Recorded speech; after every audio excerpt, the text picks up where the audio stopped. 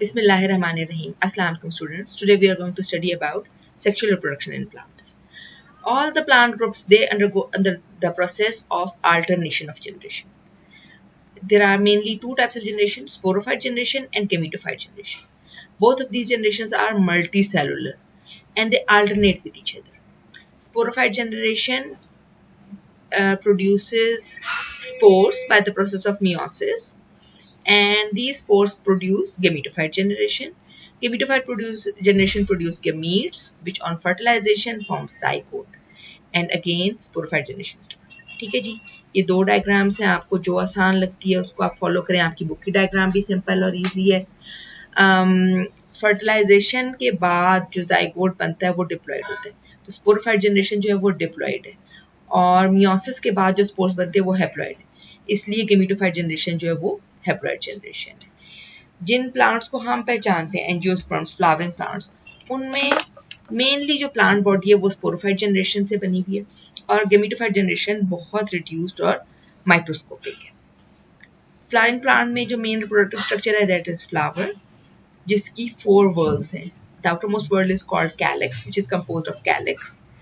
Is composed of sepals. Sepals are mostly green and protect the flowering parts during developmental stages. The next layer is called corolla. Corolla consists of petals, which are mostly brightly colored in insect pollinated flowers to attract insects. They also have got nectar glands at their base, which produce sweet sugary substance, and this sweet sugary substance provides food to the insects. The third whorl is called androecium. Androecium consists of stamen. The number of stamens can be different in different flowers. Each stamen has got two parts, anther and filament. The innermost whorl or fourth whorl is called carpel. Carpel consists of three main parts: stigma, style and ovary. This is the stigma, responsible for receiving pollen grains. This neck-like portion is style, and then ovary contains ovules. Now we come towards life cycle of plant in detail. This is the mature sporophyte. Root, stem, leaf, flower, almost every part of the plant is sporophyte generation because it is diploid. जो cell भी diploid होगा वो किस generation का हिस्सा होगा? Sporophyte generation. अच्छा, अब जो हमने स्ट्रक्चर्स की बात की फ्लावर में, इवन ये जो सेपल्स और पेटल्स हैं यानी कैलिक्स और कोरोला, ये भी नॉन रिप्रोडक्टिव हैं. जो मेन रिप्रोडक्टिव पार्ट्स हैं वो स्टेमन का एंथर और कार्पल की ओवरी के अंदर ovule. These are the main reproductive parts जहाँ पे मियोसिस होनी है. अब इसके ऊपर फोकस करें. एंथर के अंदर पोलन सैक्स है. हर पोलन सैक्स के अंदर बहुत सारी, there are 4 pollen sacs in each anther, and each pollen sac has got numerous microspore mother cells. These microspore mother cells undergo division, that is meiosis, और माइक्रोस्पोर्स बन जाते हैं. 4 माइक्रोस्पोर बन जाते हैं. हर माइक्रोस्पोर मदर सेल से 4 microspores बन जाते हैं. ये सेपरेट होते हैं तो पोलन ग्रेन बन जाते हैं. हर पोलन ग्रेन में 2 सेल्स होते हैं, एक जनरेटिव सेल और एक ट्यूब सेल. ट्यूब सेल का काम है बाद में पोलन ट्यूब बनाना, और जनरेटिव सेल जो है वो डिवाइड करके 2 स्पर्म्स बना देते हैं. ये जो स्टेज है, चाहे ये राउंड शेप में हो चाहे इस शेप में हो, इसको कहते हैं mail gametophyte. 3 nuclear stage, nucleus या 3 सेल कह सकते हैं. एक आगे ट्यूब न्यूक्लियस और पीछे 2 स्पर्म्स हैं. 3 सेल जो स्ट्रक्चर है ये है मेल गेमेटोफाइट. अच्छा, अब आ जाए ओव्यूल की तरफ. हर ओव्यूल जो है it contains 1 microspore mother cell which is surrounded by integuments. ठीक है जी. और इंटेग्यूमेंट्स की एक साइड पे एक ओपनिंग होती है which is called micropyle. Integument, micropyle and megaspore mother cell. अब ये जो मेगास्पोर मदर सेल है इसमें मियोसिस होगी. यहाँ पे माइक्रोस्पोर मदर सेल में मियोसिस हुई, 1 से 2 सेल, 2 से 4 सेल बने, चारों डेवलप कर गए पोलन ग्रेन में. यहाँ पे क्या हो रहा है? मेगास्पोर मदर सेल जो है इसमें जब मियोसिस होती है तो 4 सेल्स बनते हैं, जिनमें से 3 बहुत छोटे होते हैं, डिसइंटीग्रेट कर जाते हैं. एक ही सेल रह जाता है जो कहलाता है मेगास्पोर. ये जो मेगास्पोर है ये, अब इस स्ट्रक्चर को कहते हैं एम्ब्रियोसैक. इस मेगास्पोर के न्यूक्लियस में 3 दफा न्यूक्लियर डिवीजन होती है. सेल नहीं डिवाइड करता, न्यूक्लियस डिवाइड करते हैं. पहले 2 न्यूक्लियस बने, फिर 4 न्यूक्लियस बने, फिर 8 न्यूक्लियस बने. अच्छा, मियोसिस किधर हुई? इस स्टेज पे. यहाँ पे मियोसिस किधर हुई है? यहाँ पे. माइक्रोस्पोर मदर सेल से माइक्रोस्पोर बनने में, मेगास्पोर मदर सेल से मेगास्पोर बनने में, ये मियोसिस है. बाकी जितनी डिविजन है वो सारी माइटोसिस है. अच्छा, अब ये जो 8 न्यूक्लियस बने हैं ये अरेंज हो जाएंगे स्पेसिफिक अरेंजमेंट में. माइक्रोपाइल की तरफ 3 होंगे, माइक्रोपाइल के ऑपोजिट की तरफ 3 होंगे और सेंटर में 2 होंगे। जो सेंटर में 2 होंगे, हालांकि उन्हें पोलर कहना चाहिए लेकिन सेंटर वालों का नाम है polar nuclei. 2 polar nuclei centre में है। माइक्रोपाइल की तरफ 3 सेल है, सेंटर वाला है एग सेल और 2 कोन इसके साइड्स पे जो दोस्त है ये सिनर्जिड्स। और माइक्रोपाइल के ऑपोजिट एंड की तरफ जो वो कहलाते हैं 3 एंटीपोडल। 3 एंटीपोडल डीजेनरेट कर जाएंगे बाद में, 2 सिनर्जिड्स भी डीजेनरेट कर जाएंगे। सिर्फ एक सेल, एक एग सेल फर्टिलाइजेशन में यूज होगा और 2 पोलर न्यूक्लियाई। पॉलिनेशन चाहे विंड से हो चाहे इंसेक्ट से हो, pollen grains stigma of carpel तक पहुंचते हैं। स्टिग्मा पे जब पहुंच जाते हैं, अटैच होते हैं, तो उनकी पोलन ट्यूब बनना शुरू हो जाती है। पोलन ट्यूब ग्रो करते करते माइक्रोपाइल की तरफ जाती है। When it reaches micropyle then it releases the 2 sperms. ये जो 2 स्पर्म रिलीज करते हैं, एक एक्स सेल के साथ फ्यूज करता है और एक पोलर न्यूक्लियाई के साथ। एक्स सेल के साथ फ्यूज करता है तो एक डिप्लॉइड जाइगोट बना 2n, और 2 पोलर न्यूक्लियाई के साथ जब फ्यूज करता है, 2 पोलर न्यूक्लियाई 2n हो गए, साथ एक स्पर्म भी आके फ्यूज हो गया 3n हो गया। इसको कहते हैं ट्रिप्लॉइड। 3n एंडोस्पर्म न्यूक्लियस बन जाता है। जाइगोट डेवलप करके एम्ब्रियो बनाता है, एंडोस्पर्म न्यूक्लियस डेवलप करके एंडोस्पर्म बनाता है। Endosperm is a food storage tissue. अच्छा, अब ये जो एम्ब्रियो ये डेवलप करके एक एम्ब्रियोनिक एक्सिस बनाता है या रॉड लाइक स्ट्रक्चर, जो कि रूट और स्टेम बनाएगा, बाद में रूट और शूट बनाएगा, और साथ ही इसमें एम्ब्रियोनिक लीव्स भी बनते हैं जो कहलाते हैं कॉटिलेडन्स। और जो इंटेगुमेंट्स हैं ओव्यूल की, वो बाद में बना देती सीड कोट। सीड क्या है? एक डोरमेंट फेज है प्लांट लाइफ साइकिल की, which is protected by seed coat. It has got a small opening. Micropyle जहाँ से बाद में वाटर एंटर हो सके, इसमें एम्ब्रियो है और स्टोर्ड फूड मटेरियल है। जब इसको फेवरेबल कंडीशंस मिलें तो ये दोबारा ग्रो कर सकता है जर्मिनेशन के जरिए और छोटा सा प्लांट बना लेता है। नाउ दिस इज स्पोरोफाइट, और फिर मेच्योर स्पोरोफाइट बन जाता है। जो सेल्स या जो स्टेजेस हैप्लॉइड हैं वो गेमिटोफाइट हैं, और जो सेल्स या जो स्टेजेस डिप्लॉइड हैं वो सारी स्पोरोफाइट है। तो यहाँ पे ये देखें, मेल गेमिटोफाइट यहाँ से बनना शुरू हुआ है क्योंकि यहाँ मियोसिस कंप्लीट हुई, और ये कहलाता है मेल गेमिटोफाइट। फीमेल गेमिटोफाइट यहाँ से बनना शुरू हुआ है, यहाँ पे पूरा बन के ये कहलाता है एम्ब्रियो सैक फीमेल गेमिटोफाइट। जैसे ही फर्टिलाइजेशन हुई, गेमिटोफाइट खत्म हो गया, स्पोरोफाइट शुरू हो गया। सो गेमिटोफाइट, मेल गेमिटोफाइट 3 सेल्ड है और फीमेल गेमिटोफाइट 8 न्यूक्लियर स्ट्रक्चर है, माइक्रोस्कोपिक है, बहुत थोड़ी देर के लिए रहते हैं, और जैसी फर्टिलाइजेशन होती है दोबारा स्पोरोफाइट जनरेशन शुरू हो जाती है। ये देखेंगे गेमिटोफाइट जनरेशन एनलार्ज करके दोबारा शो किया मैंने यहाँ पे। Female gametophyte is embryo sac, जिसमें कि एक तरफ ओपनिंग है माइक्रोपाइल, माइक्रोपाइल के बिल्कुल सामने जो सेल है वो एग सेल। इसी की फर्टिलाइजेशन से एम्ब्रियो बनना है। एग सेल के दोनों साइड पे सिनर्जिड्स, ये बाद में डीजेनरेट हो जाएंगे। सेंटर में है पोलर न्यूक्लियाई, सेंट्रल सेल भी कहलाता है, ये इसके 2 पोलर न्यूक्लियाई। और माइक्रोपाइल के ऑपोजिट एंड पे 3 सेल्स हैं या न्यूक्लियाई हैं कॉल्ड एंटीपोडल्स। ये भी डीजेनरेट कर जाएंगे बाद में, इनका कोई रोल नहीं है बाद की डेवलपमेंट में। मेल गेमिटोफाइट जो है पोलन ग्रेन है, पोलन ग्रेन के अंदर एक होता है ट्यूब न्यूक्लियस जिसको वेजिटेटिव न्यूक्लियस भी कहते हैं, और एक होता है जनरेटिव न्यूक्लियस जो डिवाइड करके स्पर्म सेल्स बनाता है।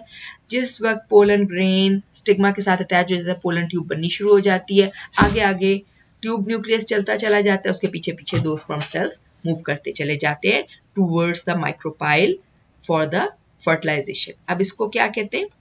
Double fertilization. Why it is called double fertilization? क्योंकि एक स्पर्म फर्टिलाइज कर रहा है एग सेल के साथ और दूसरा स्पर्म फर्टिलाइज कर रहा है पोलर न्यूक्लियाई के साथ।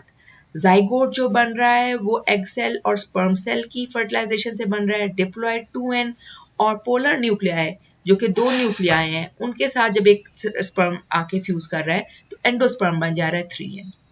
ये डायग्राम भी यही शो कर रही है, लेकिन इससे अगला स्टेज भी कि जाइगोट डेवलप करके एम्ब्रियो बना देगा और एंडोस्पर्म जो है वो एनलार्ज होता चला जाएगा और इर्द गिर्द के सारे सेल से फूड लेके एक न्यूट्रिटिव टिश्यू बना देगा। माइक्रोपाइल एक ओपनिंग है और एंटेगुमेंट जो है बाद में सीड कोट बना देगा। अच्छा, पॉलिनेशन का प्रोसेस जो it is the transfer of pollen grains from the male part of the plant that is anther to the stigma. ये पोलन ग्रेन है, इसकी पोलन ट्यूब जर्मिनेट कर रही है। ये स्टिग्मा है जिसके कई पार्ट्स और उसके ऊपर ये येलो कलर के पोलन ग्रेन्स अटैच्ड है।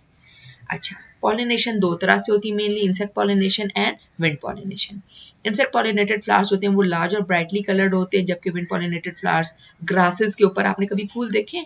हाँ जी, उसके ऊपर भी फूल होते हैं। ये देखें, ये है विंड पॉलिनेटेड फ्लावर्स, जो कि घास का हिस्सा ही लगते हैं। और ये इंसेक्ट पॉलिनेटेड फ्लावर्स जो कि ब्राइटली कलर्ड है, पेटल्स इनके बड़े हैं, इंसेक्ट्स अट्रैक्ट हो रहे हैं इनकी तरफ, नेक्टर इनमें प्रोड्यूस हो रहा है। ओके, पेटल्स जो इंसेक्ट पॉलिनेटेड फ्लावर्स के लार्ज होते हैं, कलर्ड होते हैं, सेंटेड होते हैं, परफ्यूम्ड होते हैं ताकि इंसेक्ट्स उनकी खुशबू सूंघ के उनके पास आए। विंड पॉलिनेटेड फ्लावर्स के पेटल्स अमूमन एब्सेंट होते हैं या अगर मौजूद भी हो तो बहुत छोटे से होते हैं, ग्रीन कलर के होते हैं, नजर ही नहीं आते। नेक्टर जो शुगरी फ्लूइड है ये प्रोड्यूस होता है इंसेक्ट पॉलिनेटेड फ्लावर्स में by glands called nectaries present at the base of petals and it attracts the insects.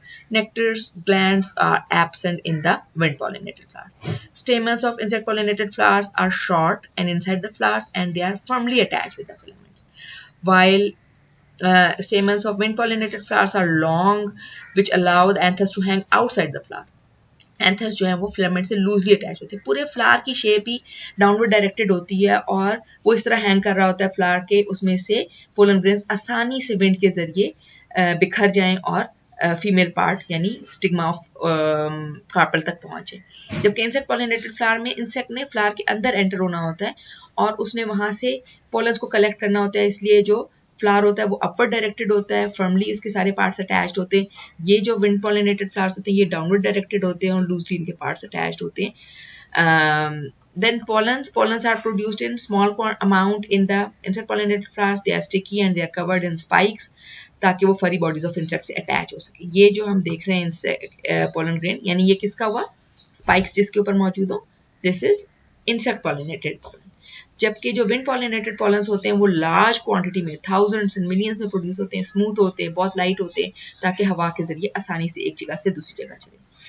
Insect pollinated flowers के स्टिग्मा जो होते हैं वो स्टिकी होते हैं, स्मॉल होते हैं और अमूमन फ्लावर के अंदर होते हैं ताकि इंसेक्ट वहां तक अंदर पहुंचे और उसके साथ रब करे। जबकि विंड पॉलिनेटेड फ्लावर्स के स्टिग्मा जो है वो लार्ज होते हैं, फेदरी होते हैं, they hang outside the flower to catch the pollens which are carried by wind. यानी कि ये वाला स्टिग्मा जो है आपके ख्याल में कैसा होगा, जिसके ऊपर स्पाइकी फ्यू नंबर्स में पोलन्स आके अटैच हुए, ये इंसेक्ट पॉलिनेटेड फ्लावर का स्टिग्मा। ये डायग्राम हमने पहले डिस्कस कर ली, ठीक है जी, और उसकी कैरेक्टरिस्टिक्स भी डिस्कस कर लिए। Now we move towards seeds. Seeds जो जनरली दो टाइप्स के होते हैं, बुक में थोड़ा लिखा हुआ है, प्रैक्टिकल में ज़्यादा लिखा हुआ है, इसलिए मैं पूरा एक्सप्लेन कर देती हूँ। सीड जो है हमेशा इसके अंदर एक एम्ब्रियोनिक पार्ट होता है, उसके साथ एम्ब्रियोनिक लीव्स हो सकते हैं, कॉटिलेडन। जिस सीड में दो कॉटिलेडन हो उसको कहते हैं डाइकॉट, जिस सीड में एक कॉटिलेडन हो उसको कहते हैं मोनोकॉट। अच्छा, सीड के अराउंड जो सीड कोट होता है वो इंटेगुमेंट, जो ओव्यूल के अराउंड इंटेगुमेंट था वो सीड कोट बनाता है। अच्छा, ओव्यूल जिस जगह फ्लावर से अटैच होता है वहां पे एक डिप्रेशन होता है, वो कहलाता है हाइलम। वो सीड में भी मौजूद होता है क्योंकि ओव्यूल ही बाद में सीड बना रहा है ना। हाइलम के अंदर जो माइक्रोपाइल ओपनिंग है वो वही माइक्रोपाइल है जो कि हमने पहले भी देखा at the time of fertilization, जहाँ से पोलन ट्यूब एंटर हुई। यहाँ पे देखें ये माइक्रोपाइल है जहाँ से पोलन ट्यूब एंटर हो रही है, ये माइक्रोपाइल एंड है जहाँ से पोलन ट्यूब एंटर होती है। सो माइक्रोपाइल अभी भी हाइलम के अंदर मौजूद है and this micropyle is the opening जहाँ से जब सीड ने ग्रो करना होता है, जर्मिनेट करना होता है तो वाटर इसमें एंटर होता है और अमूमन सीड स्वेल कर जाते हैं, उसके बाद बर्स्ट करते हैं, सीड कोट बर्स्ट कर जाता है और सीड ग्रो करना शुरू करता है, जर्मिनेशन ऑफ सीड होती है। डाइकॉट सीड में कोई एंडोस्पर्म नहीं होता, क्यों? क्योंकि उसका एंडोस्पर्म कॉटिलेडन, दो कॉटिलेडन्स हैं, वो एंडोस्पर्म की फूड को भी यूटिलाइज कर देते हैं, एंडोस्पर्म टिश्यू खत्म हो जाता है। सो डाइकॉट सीड में कोई एंडोस्पर्म नहीं है बल्कि दो कॉटिलेडन्स हैं। इसमें जो एम्ब्रियोनिक पार्ट है वो रेडिकल और प्लूम्यूल है।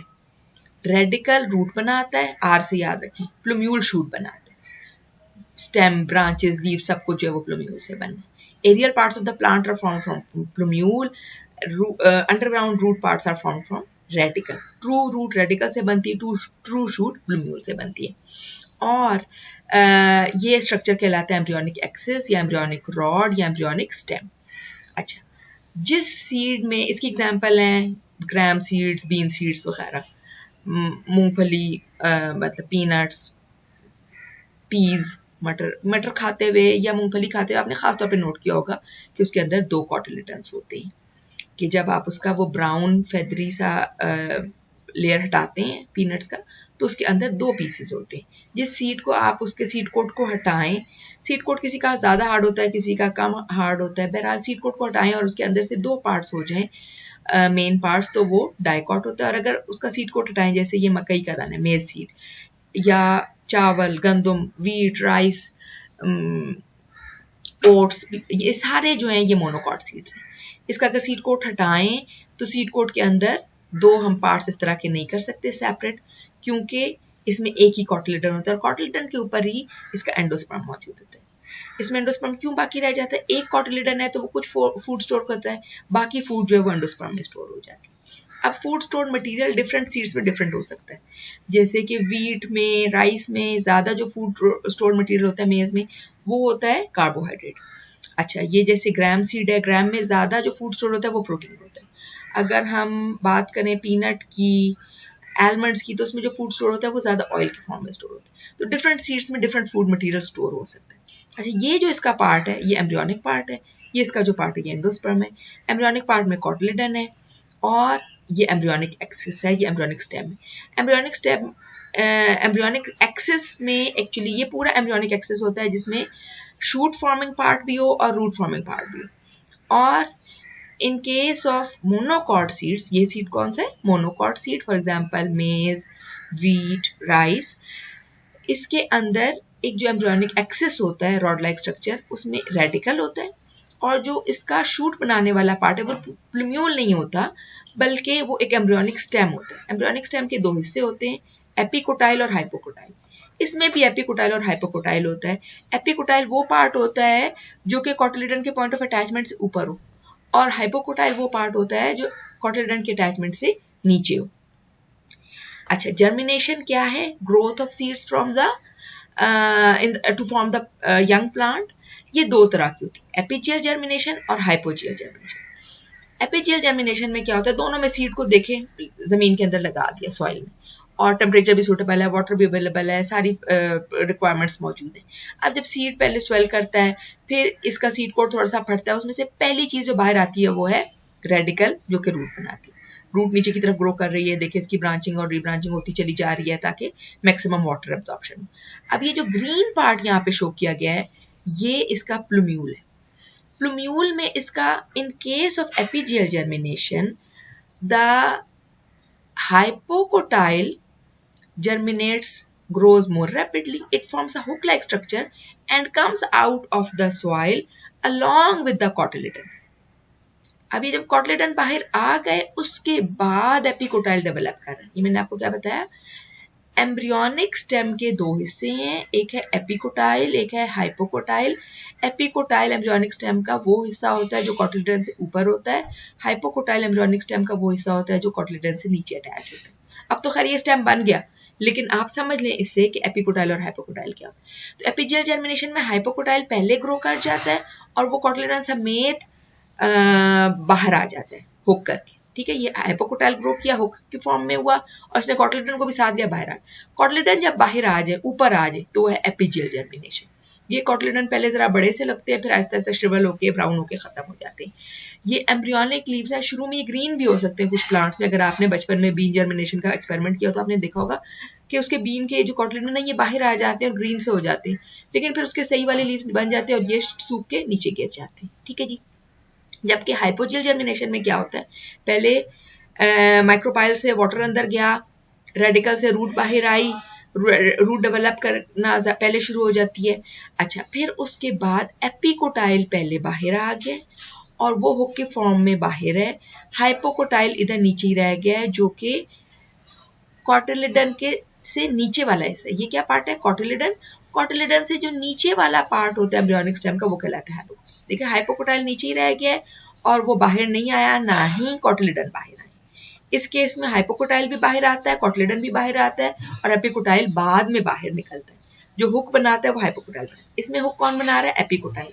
अब एपिकोटाइल जब बाहर आएगा तो इसके ऊपर नॉर्मल लीव्स डेवलप करेंगे। There are no cotyledons above the ground. जब हाइपो का मतलब है नीचे, जीएल का मतलब है सॉइल। जब कॉटिलेडन सॉइल के नीचे अंदर ही रह जाए तो वो कहलाती है हाइपोजियल जर्मिनेशन। एपी का मतलब है ऊपर, जैसे epidermis, epithelial, outer most layer. AP का मतलब है आउट, जीएल का मतलब है सॉइल। जब कॉटिलेडन सॉइल के ऊपर आ जाए तो वो कहलाता है epigeal. So these are two types of germination. Anyway, जब जर्मिनेशन हो जाती है तो नया प्लांट ग्रो करना शुरू हो जाता है और फिर लाइफ साइकिल कंटिन्यू करते हैं। That's all for today.